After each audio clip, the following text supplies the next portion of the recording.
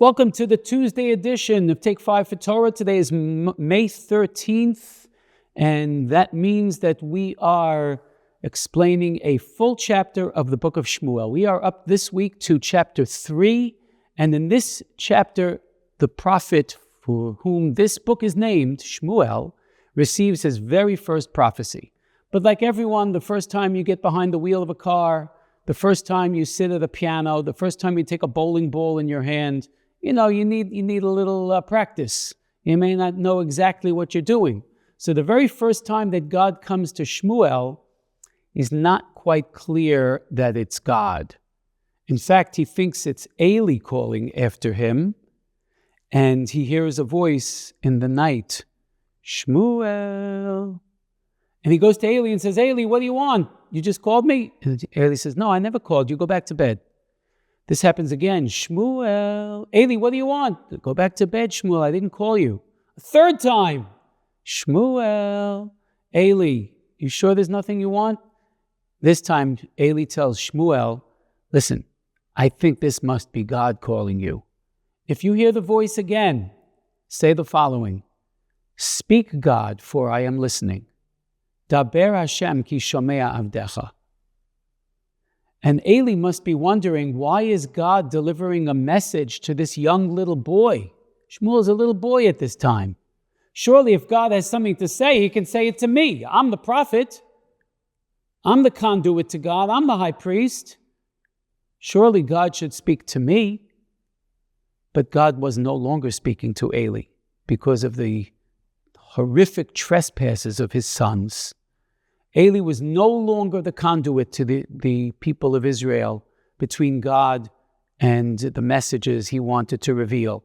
Now that would have to pass on to this young child. And God came a fourth time to Shmuel, this time calling him twice. Shmuel, Shmuel.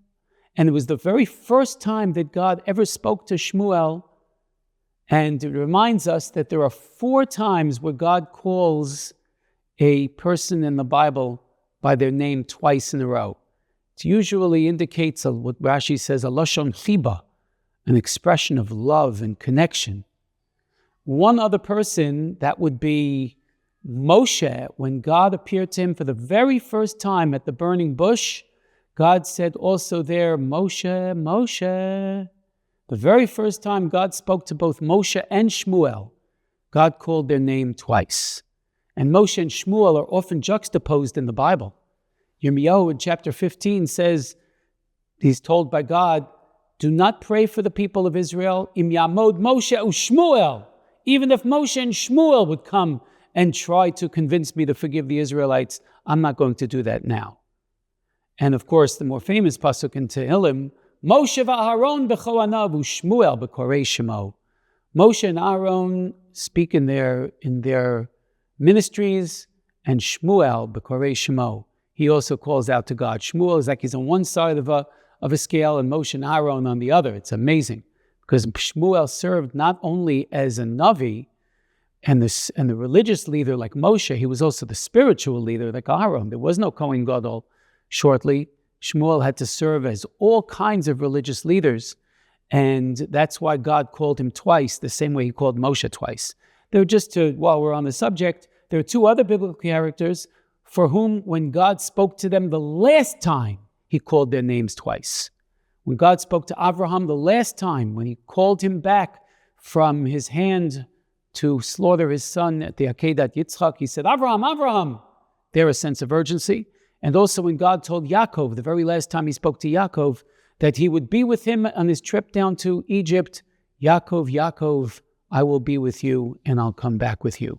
So to here, God calls Shmuel, Shmuel, and Shmuel, look how smart this little kid is. He didn't say, Daber Hashem ki shomea avdecha, speak God for I am listening. He said, Daber ki shomea avdecha, speak for I am listening. For he feared that perhaps, maybe it's still not God that's talking to me. I may be imagining this.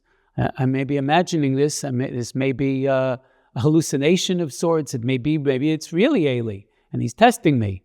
So that's why this brilliant kid would grow up to be the amazing prophet who is juxtaposed to Moshe, who balances Moshe and Aaron. This is the glorious book that we'll be learning each and every week, a chapter a week. And this was chapter 3 about the inauguration, the initiation of Shmuel as a prophet.